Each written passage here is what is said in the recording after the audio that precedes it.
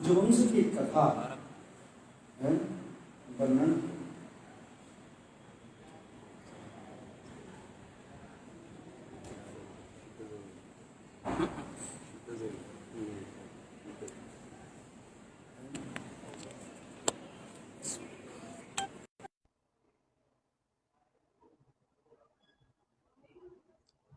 सूर्यवंश में कौन आए थे? रामचंद्र आए। और चंद्रवंश में भगवान कृष्णचंद्र आए। इसलिए कह रहे हैं कथितो वंश विस्तारो भवता सोम सूर्ययो राज्ञो उभयो वंशानां चरितम परम अद्भुतम। दोनों वंश की कथा जो है अतीब सुंदर और मधुर है। भगवान रामचंद्र जिस वंश में पधारे उसे कहा जाता है सूर्य वंश कहा जाता है, और भगवान कृष्णचंद्र जिस वंश में आए उसे कहा जाता है चंद्र वंश। थोड़ा बहुत हम यदि विचार करके देखें, यहाँ पर लिखा है कथितो वंश विस्तारो भवता सोम सूर्ययो। सोम माने चंद्र, सूर्य माने सूर्य, सोम सूर्ययो है। संस्कृत के अनुसार बृहद वस्तु के नाम पहले आता है, क्षुद्र वस्तु के नाम बाद में आता है। ऐसा है?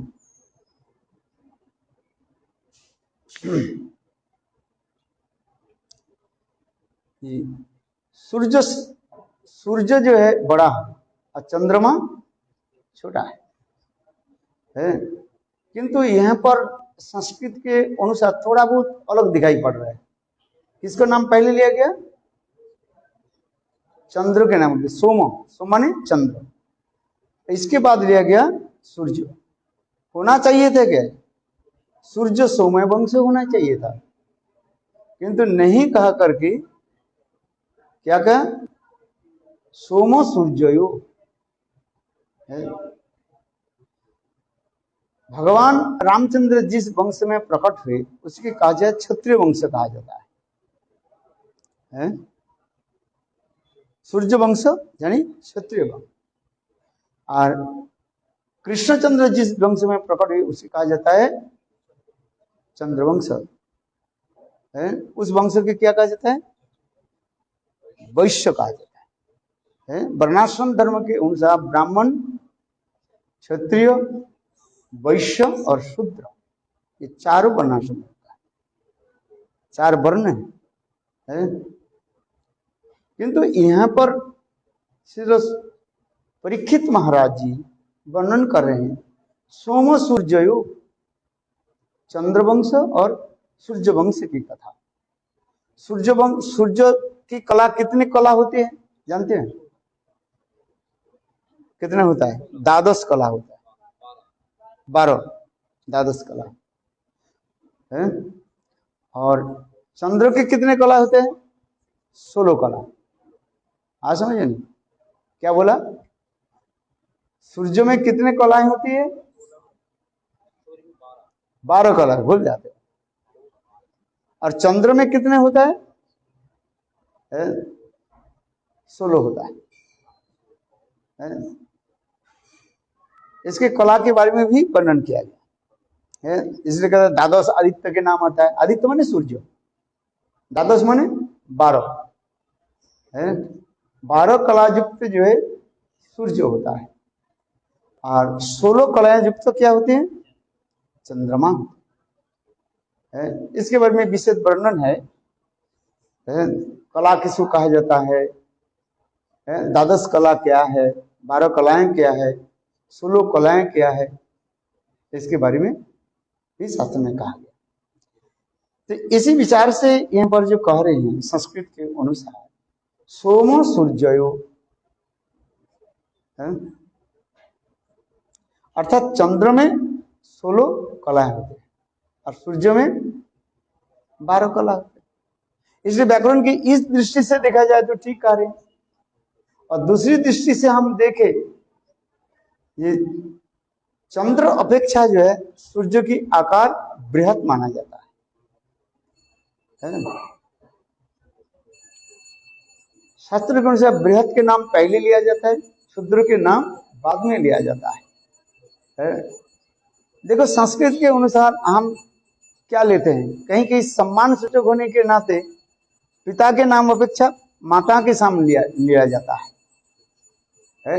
यद्यपि शास्त्र के अनुसार कहा जाए पिता के नाम पहले होना चाहिए है, इसके बाद माता के नाम होते हैं। क्योंकि कोई कोई देश होता है पितृतांत्रिक देश होता है, कोई कोई मातृतांत्रिक देश होते हैं। समझ में आया कि नहीं? तात्पर्य क्या है, कहीं कहीं देश में जैसे हमारे भारतवर्ष में पिता के परिचय प्रधान होता है, माता के परिचय गौण होता है, पितृ परिचय ही होता है। दलील में आप देखना पहले क्या लिखा रहता है, हाँ आते हैं सर्टिफिकेट में, पहले सर्टिफिकेट में क्या लिखा जाता है, आज तक भी माता के कर दिया बोल रहे, किंतु हम लोग के समझ लीजिए पिताजी के नाम लिया जाता है। लोग कहते हैं कि किसके पुत्र है, किसकी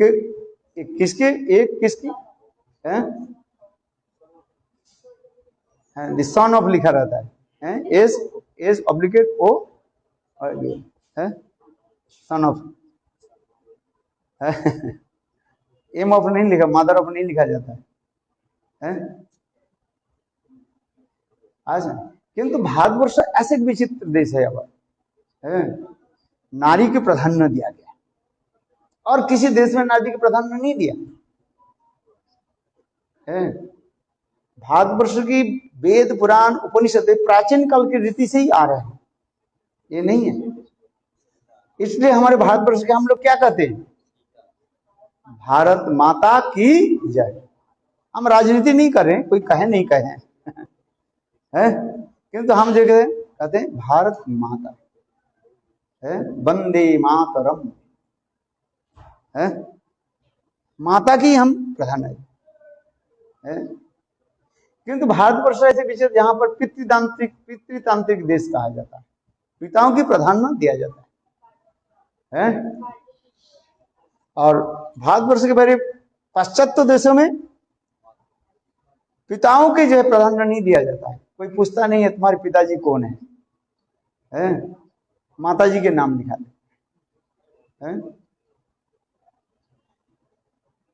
इसलिए भारतवर्ष ऐसे एक विचित्र देश है जहां पर माताओं की स्थान सर्वो ऊपर रखा गया है। आज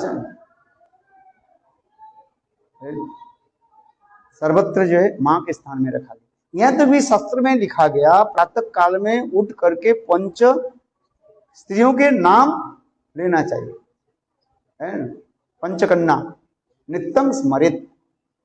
पंचकन्या कौन कौन है, द्रौपदी, कुंती, अहिल्या, तारा, मंदोदरी। पंचकन्या नित्यं स्मरेत, 5 कन्या की जैसे, और सब विवाहित थी और सभी की जो है पुत्र कन्या है। पंचकन्या नित्य स्मरित, इनकी कन्या कहा जाता है। कन्या किसको कहते हैं, विवाहित ना हो, पुत्र संतान नहीं हो। किंतु इसमें देखा जाए सभी के जो है सभी को पुत्र थे और विवाहित। क्यों कहा जाता है, असल वास्तव रूप में सभी लोग कृष्ण में समर्पित आत्मा थी, आज कृष्ण में संपूर्ण रूप से समर्पित आत्मा। इसलिए भगवान में जो समर्पित आत्मा हो जाता है वो श्रेष्ठ होता है, वो भले ही पुरुष हो अथवा स्त्री हो, वो स्त्री हो और पुरुष हो, यदि भगवान में समर्पित आत्मा हो उसके नाम आगे लिखा जाता है। पशु के हम कोई प्रणाम करते हैं, हम हनुमान की पूजा क्यों करते हैं, अब बताओ। न हनुमान रामचंद्र के एकांतिक भक्त, है। इसलिए हनुमान के नाम लिया जाता है। प्रातः काल में उठ करके हनुमान जी के नाम लिया करते हैं। वो लिखा है ना, महावीर के नाम लवे, किसको याद है? उधर तो लिखा है हुना मंदिर है, भूत पिशाच सब निकट ना आवे। महावीर महावीर जब नाम सुनावे, भूत पिशाची निकट ना आवे। बोलो श्यावर रामचंद्र की है, बोलो बजरंग बली की है। हनुमान जी के इतने महात्मा, क्योंकि हनुमान जी की क्या है वैशिष्ट, क्या है?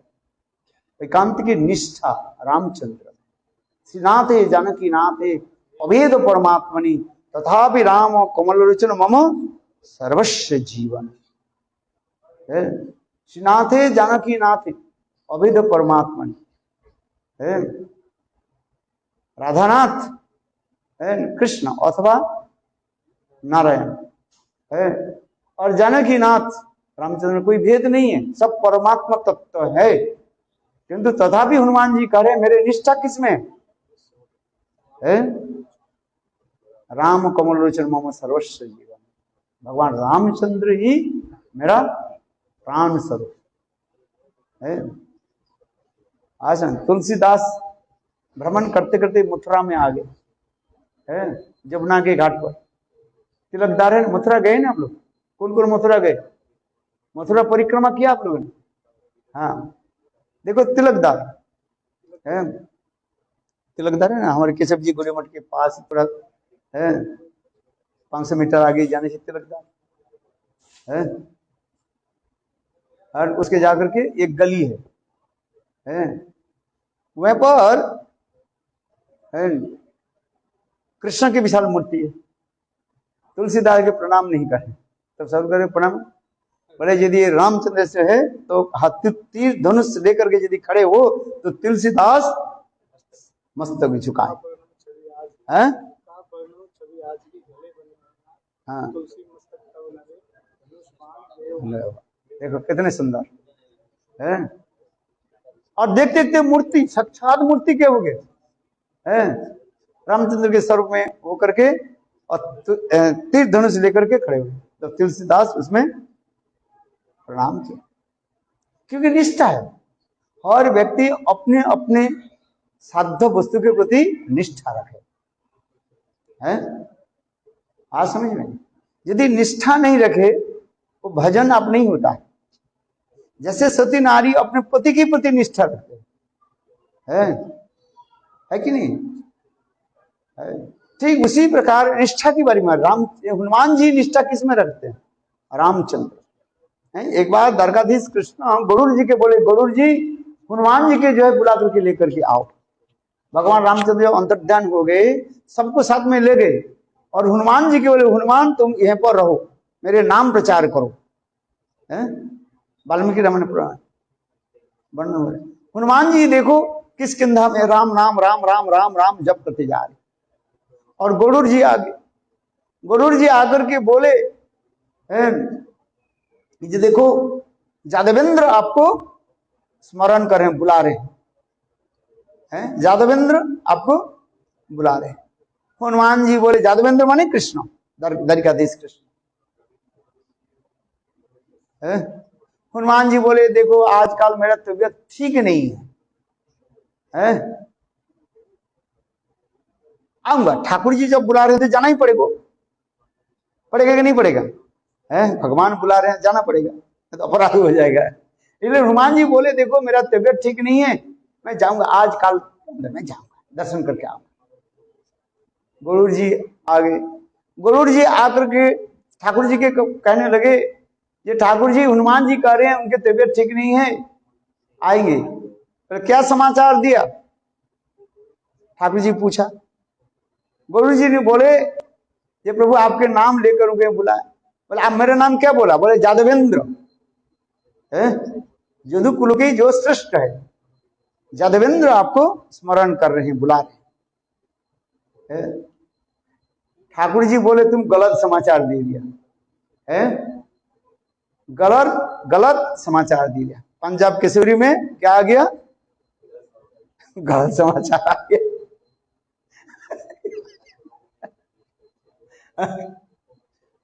कभी कभी पेपर में गलत समाचार छप जाते हैं ना, फिर दूसरे दिन कहते भाई ये समाचार जो था गलत हो गया था, वो माफी मांग लेते हैं। एक न्यूज पेपर लिखते हैं, क्या लिखा? गलत समाचार। बोले क्या? ठाकुर जी बोले देखो जाकर के बोलो जादवेंद्र नहीं राघवेंद्र में स्मरण कर। राघवेंद्र माने रामचंद्र, रघुकुल के जो श्रेष्ठ है, रघुकुल रीति। गरुड़ जी गरुड़ जी उड़ते उड़ते फिर किष्किंधा में आ गए। आकर के हनुमान जी के बोले हनुमान जी क्षमा करो। बोले क्या हुई? बोले मैं थोड़ा गलत समाचार दे दी। बोले क्या गलत समाचार? बोले मैंने कहा जादवेंद्र, ये जादवेंद्र नहीं, आपको कौन स्मरण कर रहे हैं? राघवेंद्र। बोलो भगवान रामचंद्र की, बोलो सियावर रामचंद्र की। देखो ठाकुर जी रामचंद्र के नाम सुनते ही हनुमान जी के हृदय द्रवीभूत हो गया। ओहो मेरे प्रभु मुझे बुला रहे हैं। और उस समय हनुमान जी अपने गायत्री मंत्र जप करे थे। गरुड़ जी के बोले मैं अभी आ रहा हूं, मेरे गायत्री मंत्र समाप्त हो गया, मैं जाता हूं। तो गरुड़ जी धीरे धीरे उड़ते हुए आ रहे थे और हनुमान जी देखो छलांग लगाई किष्किंधा से आगे द्वारिका में। और उस समय भगवान कृष्ण कहने लगे दाऊ भैया बलदेव तुम जल्दी जल्दी लक्ष्मण के रूप धारण करो। और सप्तभामा के क्या बोले? रुक्मिणी देवी के बोले रुक्मिणी तुम सीता देवी के रूप धारण करो। देखो देखते देखते बलदेव प्रभु लक्ष्मण के रूप धारण किया, तीर धनुष लेकर प्रकट हुए।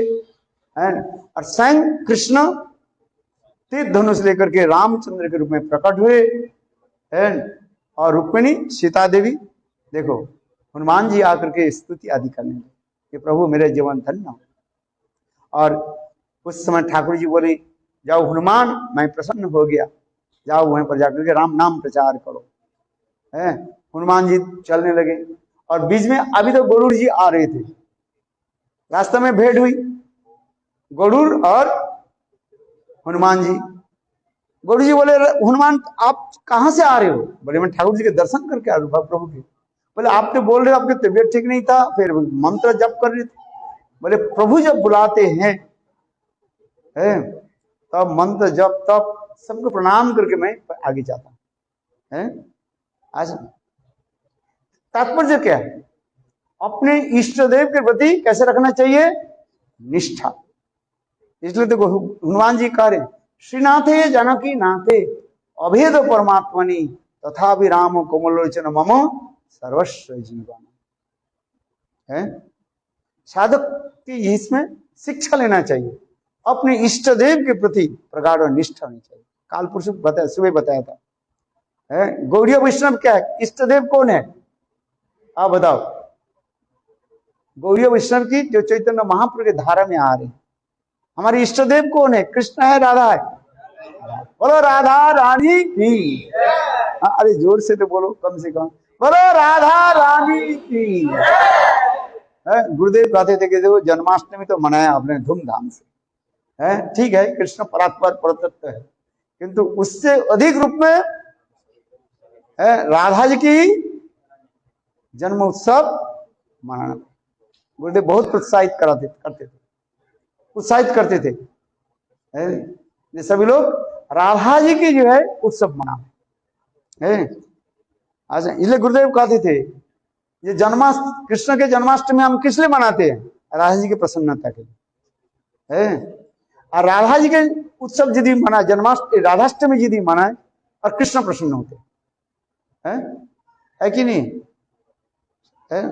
राधा नाम गाने कृष्ण चंद्र। अच्छा, राधिका चरण रेणु भूषण तो अनायासे पावे गिरिधारी। राधिका चरण रेणु भूषण करिया तुम अनायासे पावे गिरिधारी। राधा नाम जप करने से कृष्ण प्रसन्न होते हैं और कृष्ण नाम जप करने से राधा जी प्रसन्न। इसलिए हम लोग के गौड़ीय वैष्णव के किसको प्रसन्न करना है? दोनों की। जुगल सरकार है, आलोचना नहीं। जुगल से ब्रज में जाए ना, क्या बोलते हैं, बोले जुगल सरकार की। जितने बड़े बड़े मंदिर में जाओगे ना, और राधा कृष्ण नाम नहीं लेते हैं, ठाकुर जी के नाम नहीं लेते, क्या बोलते हैं, बोले जुगल सरकार की। जुगल सरकार कहते हैं, सरकार है। बोले सरकार कैसे है, मिली जुली सरकार। आज समझिए नहीं, मिली जुली सरकार है। इसलिए हम लोग के गौड़ीय वैष्णव सिद्धांत क्या है, राधा कृष्ण प्राणमो जुगल किशोर जीवाने मारने गति आर नहीं मोर, है नरोत्तम दास ठाकुर। हम लोग की वास्तव आराध्य देव कौन है, जुगल सरकार है, राधा कृष्ण। पर जहां पर राधा जी नहीं है, उस कृष्ण के हमें दर्शन की कोई फल नहीं है, क्षमा करें। इसलिए गौड़ीय वैष्णव जहां पर राधा जी की विग्रह नहीं है, उस मंदिर में जाते नहीं। हमारे परम गुरु महाराज भक्ति प्रकांड केशव गोसाई महाराज जाते नहीं थे, पर राधा जी नहीं, हमारी इष्ट देवी नहीं है, हम क्यों जाएंगे, आज समझिए। हमारी इष्ट देव कौन हो गया, राधा जी। राधा मेरी स्वामिनी मैं राधिन को दास, जन्म जन्म मोहि दियो वृंदावन को वास। राधा जी मेरी स्वामिनी, राधा मेरी स्वामिनी मैं राधिन को दास, जन्म जन्म मोहि दियो दिल्ली में वास, नहीं जन्म वृंदावन में वास, वृंदावन में वास है। कितना सुंदर दिव्य अपराकित वृंदावन था, है राधा लीला ललाम भूमि, कितने सुंदर स्थान है। आप बता रहे हैं राधा जी के जन्म बारे में मैं बताया, कितने सुंदर। देखो कल्प वेदेश्वरी कथा, विभिन्न कल्प में राधा जी विभिन्न स्थानों से प्रकट हुए, है?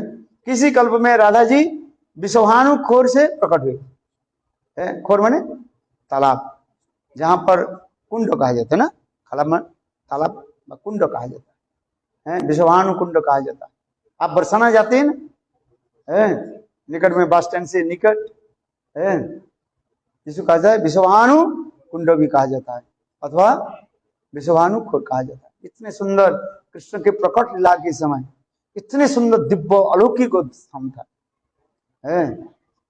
देखो विषवाणु महाराज नित्य प्रत्यह उस कुंड में स्नान करते थे, और आज तक भी देखो वो कुंड ऐसे बना हुआ है जैसे गाय वहां पर जल पान करते, ऐसे करके बना, बहुत सुंदर है। और उस कुंड में ना जाने कितने सुंदर सुंदर दिव्य अलौकिक पुष्प राजी आदि जो है खिले रहते थे, भ्रमर गुंजार करते थे, कोयल कुहकते थे, सुंदर रूप में कोयल ऐसे कुहकता था, कितने सुंदर। मयूर नृत्य आदि करते थे, आज तो स्थान हम लोग देख नहीं पाते, किंतु स्थान तो वही है ना, और देखो मधुमक्खी वो बनाते थे, क्या बोले, छत्ता बना, सुंदर सुगंध आती थी चारों तरफ, और उसी कुंड से ही किसी कल्प में राधा जी प्रकट है, बरसाने की कथा। किंतु गुरुदेव कहते इसी कल्प में राधा जी कहां प्रकट हुई है, रावेल में। रावेल में बिल्कुल मथुरा के सन्निकट में जमुना देवी जो प्रवाहित हो रही है, जमुना यह से वृंदावन से कल कल कल कल करते हुए मथुरा के पार करके चले गए कहा, रावल है। देखो वहां पर चल गया, कितने सुंदर दिव्य अलौकिक स्थान। गए हैं आप लोग को भी रावेल? कौन कौन गए, हाथ उठाओ।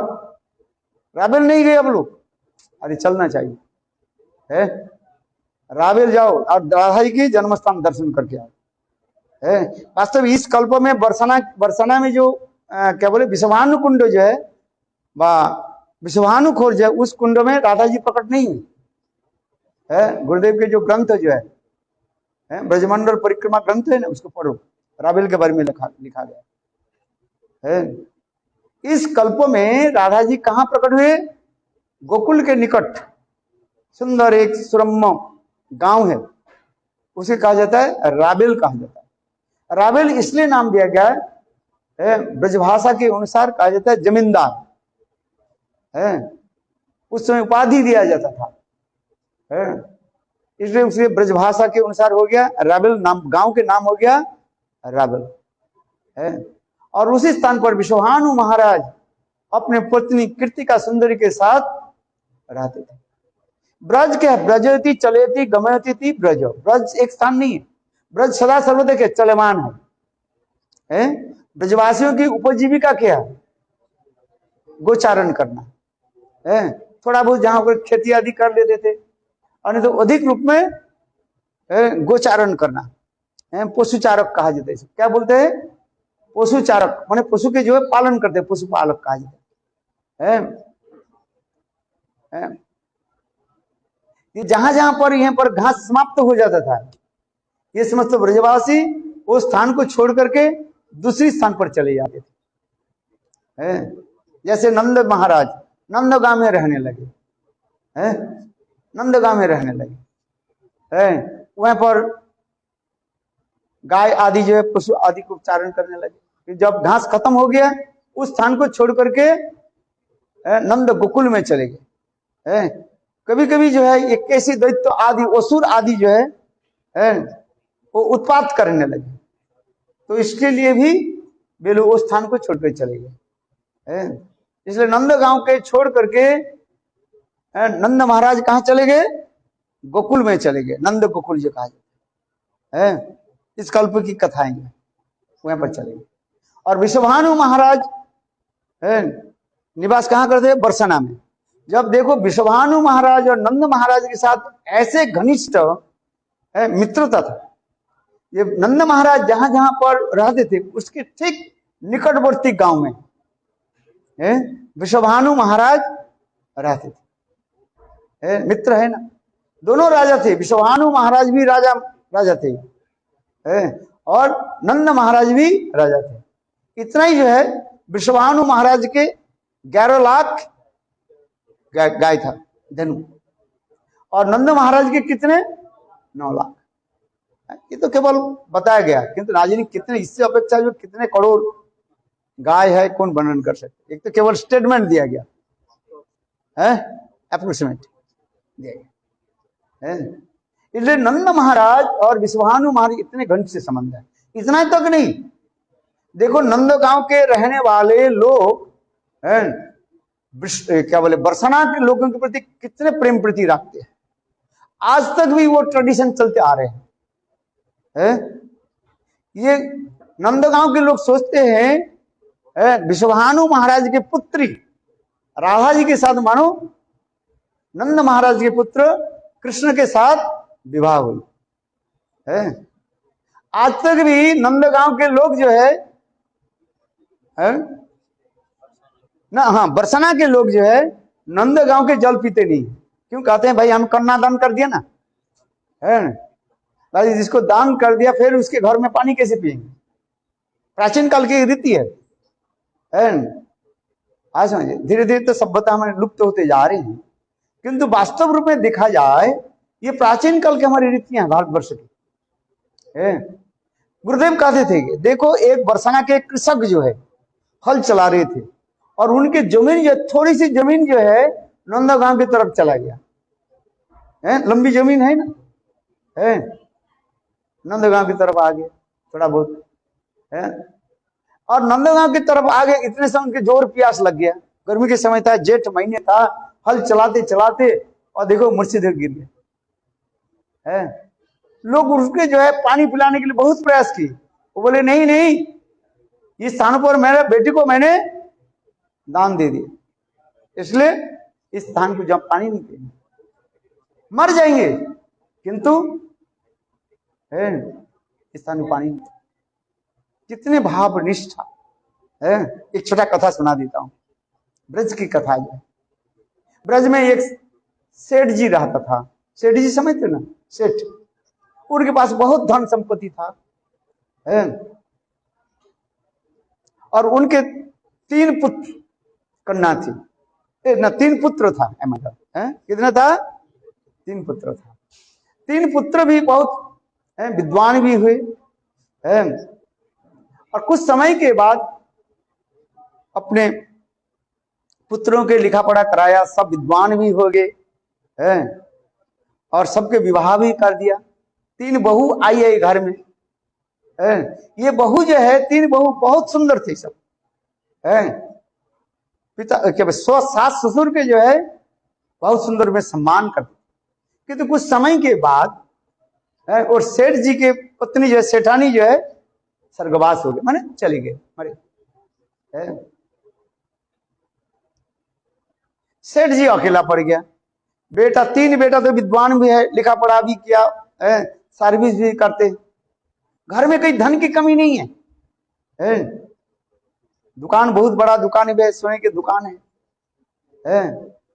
घर में बहुत धन संपत्ति है, 3 बेटा भी बहुत कमाते भी है, 3 बहू भी है, सुशीला सब है। बहू कैसे है?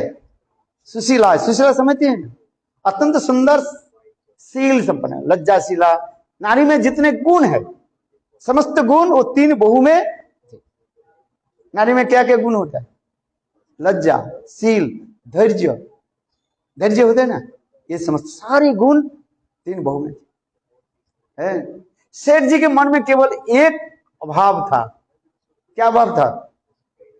ये मेरे एक यदि कम से कम एक पुत्री हो जाती, कन्या होती है, कम से कम देखो पुत्र के साथ मैं बैठते, बात करते। अच्छा, पिता की सबसे प्यारे कौन होता है? पुत्री होता है। देखो इस संसार में स्वाभाविक होता है। और माँ के सबसे प्यारे कौन होता है? बेटा होता है ना। पूछ लो आप अपने आप किसको अधिक प्यार करते हो, बेटा के और बेटी के? आपके साथ तो अभी बेटा बेटी उपस्थित नहीं है, बोल दो। बेटा के है भाई। माँ बेटा के ज्यादा लाड प्यार करते, और पिता किसको लाड प्यार ज्यादा करते हैं? पुत्री को। इसलिए वो सेठ जी के मन में ये कष्ट है, दुख है, यदि मेरा एक यदि पुत्री होती, कन्या होती है, चलो हम यहाँ पर थोड़ा वार्तालाप करते है। पत्नी तो चली गई, अकेला पड़ गया ना। और देखो बहू जो है ब्रजवासी से ज्यादा ससुर के साथ बात नहीं करते। हाँ, इतना ही तक जो है, जितना जरूरत है उतना ही करते हैं। वो घुंघट लेकर चलते। आजकल तो घुंघट तो नहीं होगी, सिर पर कुछ नहीं रखते हैं। क्योंकि हमारे प्राचीन काल की सभ्यता संस्कृति क्या है? सिर पर घुंघट रखना। देखो जगह पाठ पूजा हो ना, ठाकुर जी का आरती हो, क्या करना चाहिए? सिर पर क्या रखना चाहिए? कपड़ा रखना चाहिए। आज तक भी है। देखो विशेष करके पंजाब में ये रीति है कि नहीं है? ठाकुर जी के मंदिर में, कहीं भी मंदिर में, देवी मंदिर जाए, शिव मंदिर जाए, काली मंदिर, कोई भी मंदिर में जाए, ये लोग क्या करते हैं? सिर पर वस्त्र रखते, वो पुरुष हो अथवा स्त्री। चलो हम जो कह रहे हैं, ये 3 बहू तो है, किंतु बहू के साथ कैसे वार्तालाप करें?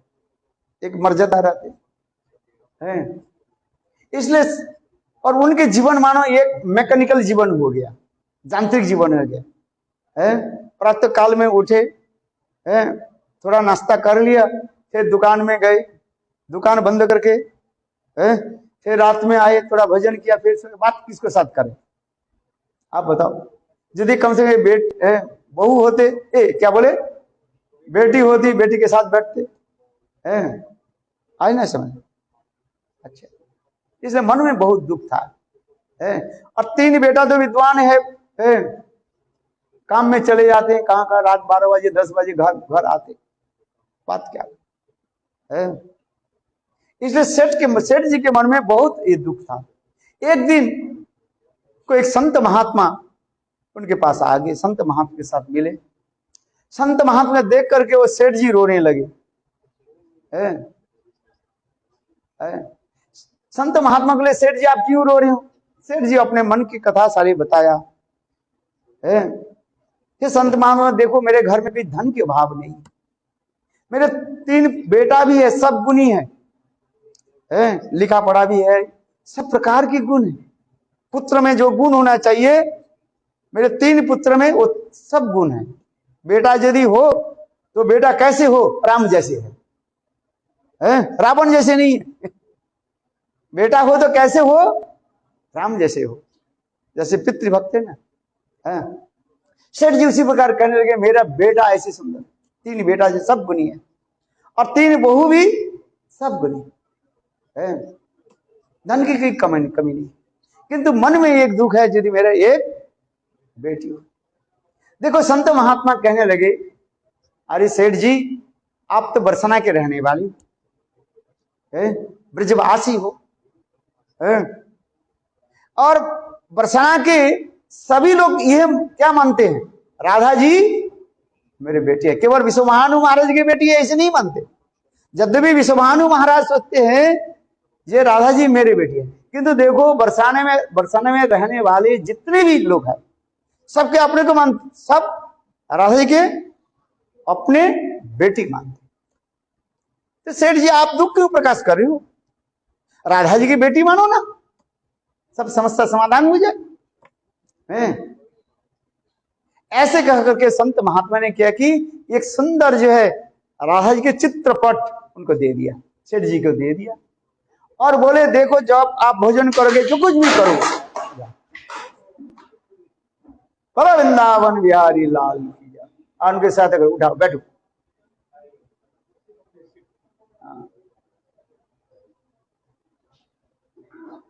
हाँ यार थोड़ा ठीक नहीं था। अच्छा देखो सेठ जी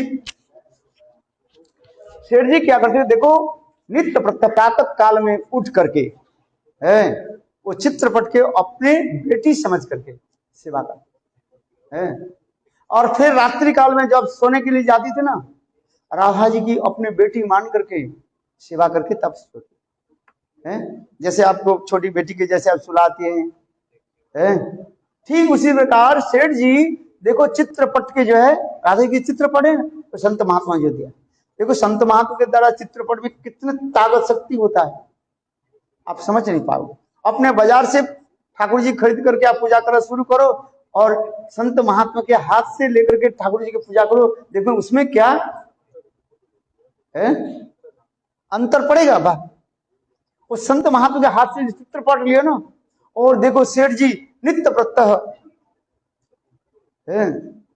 सोने के समय देखो चित्रपट के जो है अपनी बेटी मान करके सुला करके कपड़ा ढा करके जैसे आपके बेटी के सुलाते, ठीक है सेठ जी सो जाते, और देखो सेठ जी जब सो जाते ना आश्चर्य की बात है, साथ ही साथ साक्षात राधा जी सपने में आ जाता है। सेठ जी बस आंख बंद करने के साथ ही साथ राधा जी उसके सपने में आ जाते हैं, और इतने सुंदर मंद मुस्कान करते हैं, हाथ पैर के क्या बोले होते हैं नचाते हुए, और इतने सुंदर मंद मुस्कान करते हुए सेठ जी के सपने में आ जाते हैं। छोटी सी किशोरी मेरी अंगना में डोले रे, छोटी सी किशोरी मेरे अंगना में डोले, पाँव में पौलिया बाकी चम चमा चम बोले रे, छोटी सी किशोरी मेरे अंगना में डोले रे, छोटी सी किशोरी मेरे अंगना में डोले, पाँव में पौलिया बाकी चम चमा चम बोले रे, पाँव में पौलिया बाकी छोटी सी किशोरी मेरे अंगना में डोले रे, छोटी सी और देखो सपने में संग राधा जी इतने सुंदर मंदर मुस्कान करते हुए और नित्य आदि करते, बिल्कुल सेठ जी के सपने में आ गए। सारी रात कैसे बीत जाता है, सेठ जी बहुत प्रसन्न होते थे, और वो अपने के धन्य मानते। ये संत महात्मा जो कहा जी राधा जी की क्या मानो बेटी मानो, बेटी मानो, बहुत आनंद आ रहा है। देखो ऐसे करते करते 2-3 साल बीत गए। अब ब्रज में तो अनेकों त्योहार होती है ना, ब्रज में कितने त्योहार है, त्योहार समझते ना, फेस्टिवल कितने नानी। एक ब्रज में एक विशेष फेस्टिवल है, उसके कहा जाता है चूड़ियां, जो क्या बोलते हैं हरियाली तीज। हरियाली तीज तो दूसरी कथा है, और तो श्रावण में है, जिसमें ब्रज में जो है सारे लड़कियां जो है हाथ में चूड़ियां पहनती है। ये ब्रज की एक विशेष वैशिष्ट कहा जाता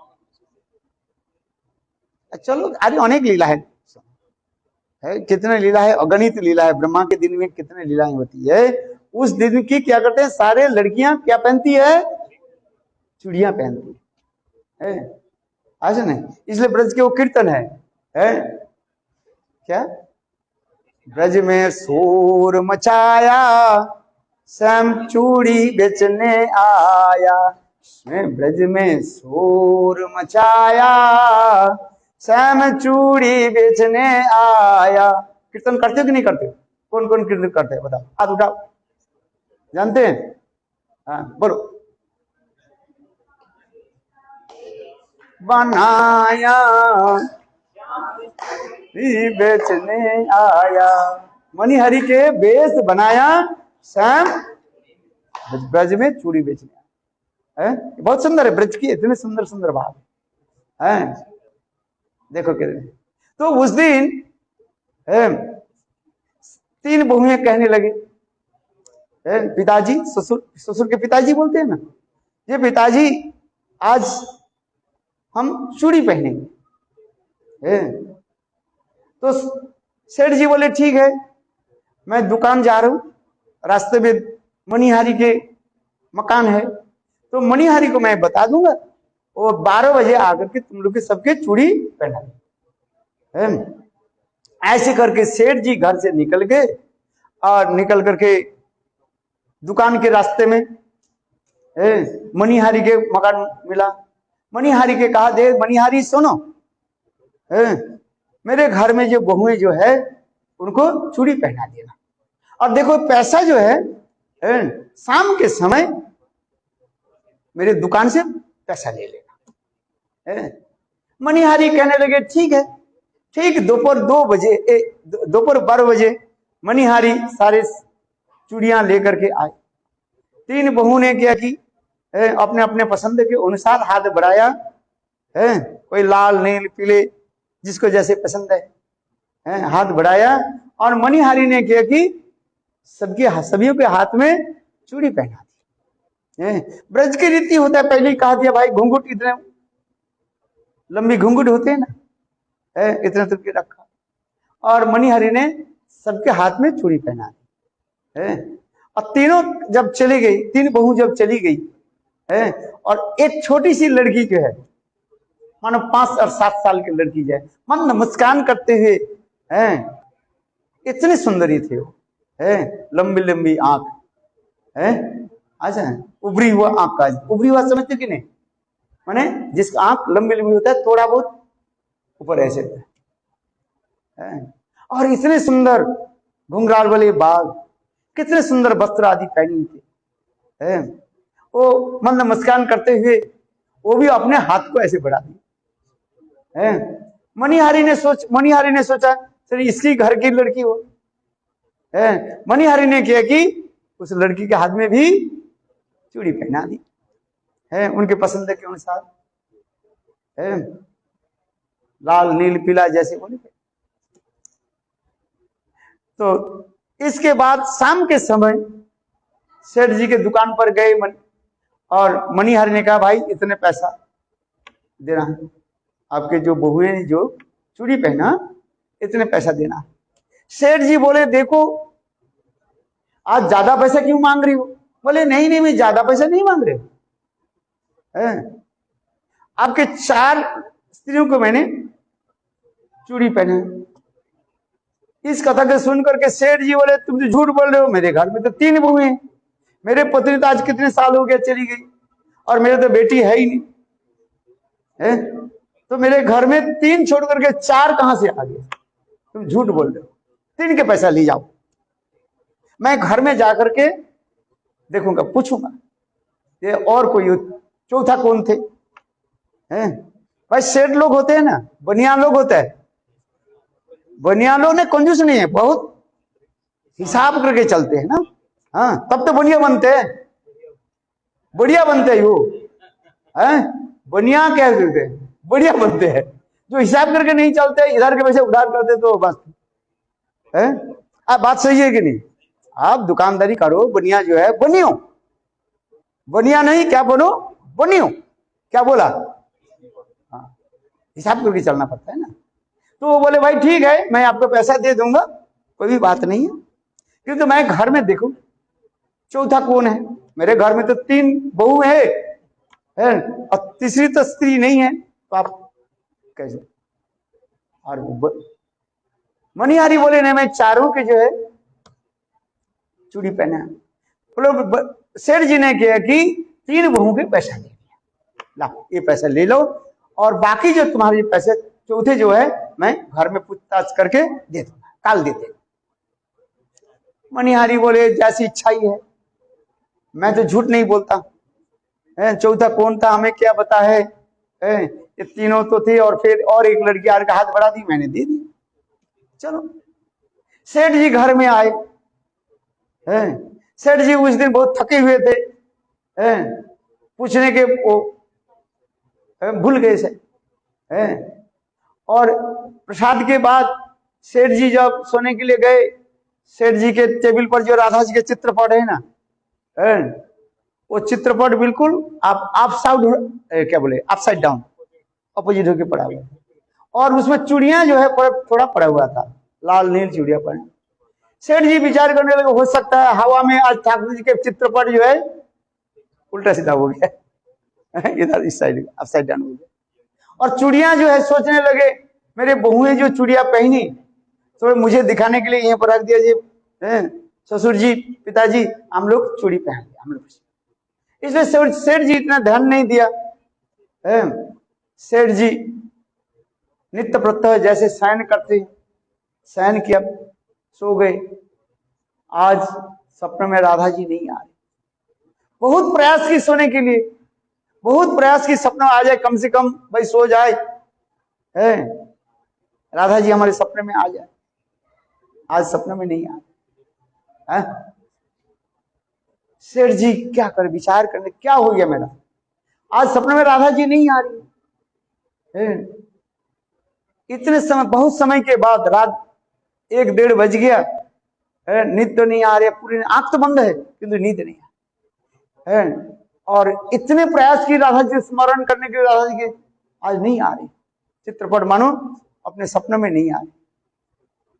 सेठ जी के सारे शरीर से मानो पसीना निकालने लगे, बोले क्या बात हुई आज। थोड़ी बाद में देखा एक छोटी सी जो बालिका जो है बहुत दूर खड़ी हुई है, सिर को ऐसे क्या बोलते हैं लपटा करके, कुछ वाणी नहीं, और आंखों से आंसू की धार। देखो सेठ जी कहेंगे अरे लाली क्या बात हुई, और तो मेरे सपने में आ जाते, मन में मुस्कान करते हुए आती हो, आज क्या बात हुई बताओ। वो कुछ नहीं बोले, बहुत सुंदर एक कथा है, मेरे इस ग्रंथ में पढ़ना मधुस्मिता राधा में लिखा है, ये ब्रज की कथा है, बरसाने की कथा। देखो राधा जी फिर धीरे धीरे कहने लगे, राधा जी मानवती को क्या बोली, बोले 3 बहू के याद करी बेटी याद नहीं, बेटी तो बनाया नाता नहीं निभाया, ब्रज के कीर्तन है, बेटी तो बनाया नाता नहीं निभाया, 3 बहू के याद करी बेटी याद नहीं, बेटी तो बनाया नाता नहीं निभाया। बहुत सुंदर है, समय हो गया ना साड़ी, कितने सुंदर कथा है। देखो बोले क्या तात्पर्य, मेरे समझ में नहीं आया। शेठ जी की याद है, ओ ठीक है। वो जी देखो स्वयं राधा जी सपने में आई, फिर कहने लगी अपने 3 बहू के तुमने याद की और मुझे याद नहीं किया, बेटी को याद नहीं की है। बेटी के कौन भूल जाते कहीं, अरे देखो पिता सबके भूल जाए किंतु पिता कभी बेटी को भूल नहीं सकते। आज तुमने क्या की, मुझे भूल गया, ये कहता है नाता तो बेटी तो बनाया नाता नहीं निभाया। नाता नहीं निभाया मतलब क्या, तीन बहू के लिए पैसा दी, जैसे तीन बहू के चूड़िया को याद करी, मेरे याद नहीं, तो तुम्हारे साथ क्या संबंध है? तो राधा जी मानवती होकर के ऐसी कार्य है। तीन बहू के चूड़िया के पैसा दी, अब मेरे पैसे नहीं दिया है। मैं तुम्हारे नहीं हूं, मैं पराई हूं। भाई ये बात है ना, जब बेटी जब शादी हो जाता है ना, माता पिता क्या सोचते हैं, ये पराई है। पराई समझते हो? बोले नहीं, कन्या सदा सर्वदा जो है माता पिता की है। इसलिए राधा जी करी, तीन बहू के याद करी, बेटी याद नहीं। तीन बहू के पैसा दिया है, चूड़ियों को पैसा दी, और मेरे पैसा नहीं दिया, तो मैं चूड़ियां कैसे पहनी राधा जी? इसलिए वो जो चूड़ियां जो राधा सेठ जी जो देखा, वो चित्रपट के सामने जो चूड़ियां पहनी हुई थी ना, वो किसका थी?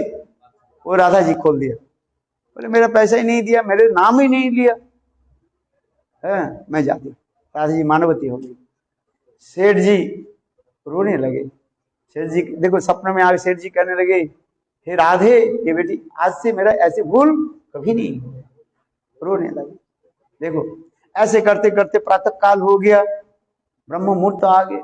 सेठ जी आंख खोले, आंख खोलने के साथ ही साथ सेठ जी है बिना स्नान करे हैं जल्दी जल्दी मनिहारी के घर में गए। थोड़ी सी अंधेरा थे और दरवाजा खटखटाया है। अरे मनिहारी मनिहारी मनिहारी बोले, सेठ जी क्या बात हुई, इतने जल्दी इस समय कैसे? ये मनिहारी तू पैसा ले ले है। बोले क्यों? मुझे पता लग गया ये चौथा कौन? वो स्वयं राधा जी, वो मेरे बेटी। देखो इस कथा के सुन करके मनिहारी वो रोने लगे, मेरे जीवन धन्य है, मैं राधा जी के हाथ में चूड़ी पहनाई है, राधा जी के हाथ को मैंने स्पर्श किया, इससे सौभाग्य क्या है? मनिहारी बोले, सेठ जी मैं पैसा लेना नहीं चाहता हूं। और सेठ जी बोले, मनिहारी तुम यदि पैसा नहीं लिया, राधा जी मुझे क्षमा नहीं करेगी, तुम पैसा लो है। बहुत कष्ट से सेठ जी मनिहारी को पैसा दिया, और पैसा दी करके जब घर में आए ना चित्रपट की, तो फिर वो पहले क्या था, आप सब डरने पड़े थे ना, वो सीधी हो गया अपने आप। और देखा कि वो चूड़ियां जो था, वो चूड़ियां कहाँ गायब हो गया। सेठ जी थोड़ा आंख बंद किया, फिर राधा जी प्रसन्न हुए और सेठ जी के पास नचने लगे हैं। सुंदर वही चूड़ियां जो है पहनी हुई है। छोटी सी किशोरी मेरे अंगना में डोले रे, छोटी सी किशोरी मेरे अंगना में डोले, पाओ में पाओ लिया बाकी चम चम चम बोले रे, पाओ में ओ छोटी सी किशोरी मेरे अंगना में डोले रे, छोटी सी ओ मैंने बासे पूछी लाली कहाँ तेरो नाम रे, मैंने बासे पूछी लाली कहाँ तेरो नाम, अरे भाषा के बतावे मोते राधा मेरो नाम रे, भाषा के बतावे मोते राधा मेरो नाम, छोटी सी किशोरी मेरे अंगना में डोले रे, छोटी सी किशोरी मेरे। ओ मैंने बासे पूछी लाली कहाँ तेरो घर रे, मैंने बासे पूछी लाली, अरे तारा के बोले मोसे बरसाना मेरो घर रे, तारा के बोले मोसे बरसाना मेरो घर, ए छोटी सी किशोरी मेरे अंगना में डोले रे, छोटी सी किशोरी मेरे। हो मैंने बासे पूछी लाली कहाँ तेरो ससुराल रे, मैंने बासे तारा के बोले मोसे जाबड़ गाँव ससुराल रे, तारा के बोले मोसे जाबड़ गाँव ससुराल, वो छोटी सी किशोरी मेरे अंगना में डोले रे, छोटी हो पाओ में पाओ लिया बाके चमचमा चम बोले रे, पाओ में पाओ लिया बाके ओ छोटी सी किशोरी मेरे अंगना में डोले रे, छोटी सी ओ मैंने बातें पूछी लाली कौन तेरो भरता रे, मैंने बातें पूछी लाली कौन तेरो, अरे तारा के बोले मोसे श्याम मेरो भरता रे, बोले मोरे श्याम मेरो भरता, ए छोटी सी किशोरी मेरे अंगना में डोले रे, छोटी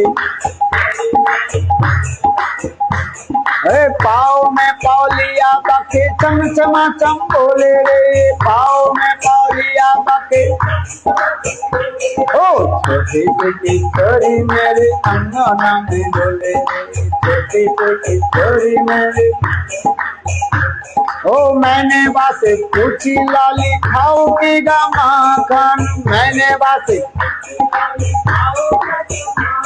आहा आहा बोली मेरे आगे पीछे डोले रे, आहा आहा आगे पीछे डोले, ओ छोटी सी किशोरी मेरे अंगना में डोले रे,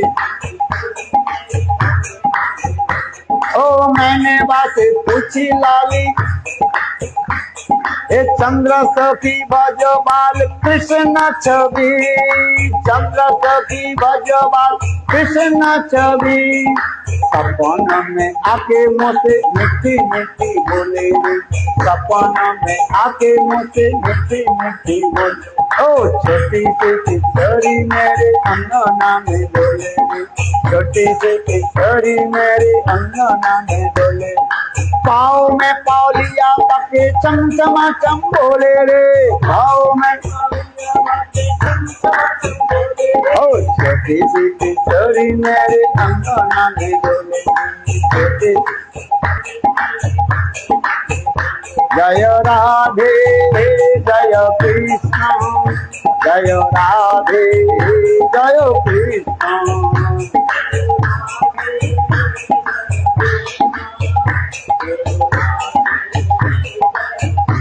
बोलो राधा रानी की जय, जय श्री राधे। हाँ, इसलिए राधा जी की उत्सव अधिक रूप में मनाना चाहिए, है राधा जी के स्मरण। किसने कहा? पहले हमारे गौड़ीय वैष्णव की आराध्य देव कौन है? बोलो राधा रानी की। आप लोग जोर से नहीं बोल रहे भाई, भजन कम हो गया।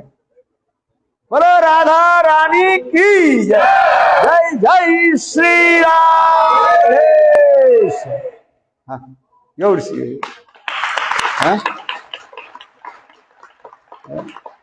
अच्छा, मैं आज तो आया था कृष्ण तत्व बोलने के लिए, सगत सजते विजातीय भेद रहित ब्रह्म, किंतु ना जाने क्या आ गया आज राधा जी की सजातीय विजातीय सगत सगत सजातीय विजातीय भेद रहित ब्रह्म है, अचिंत भेदाभेद तत्व सिद्धांत है। ये तीनों की भेद अभेद के बारे में जानना चाहिए, तब तो कृष्ण तत्व पूरा होते हैं। आज बोलो वृंदावन बिहारी लाल। चलो काल नहीं परसों, परसों नहीं तो से बता दी। जय जय श्री राम।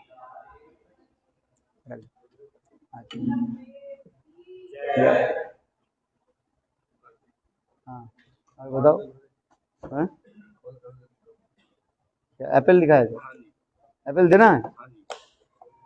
कल चले जाओगे? अच्छा तो एक्स्ट्रा दे दो, कल एकादशी। हाँ आज काल एकादशी है, काल एकादशी का फल। हाँ बढ़िया है।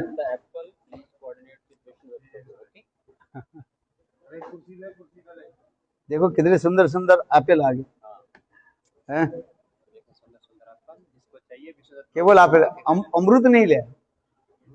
इस समय तो अमृत के समय है ना, बहुत है।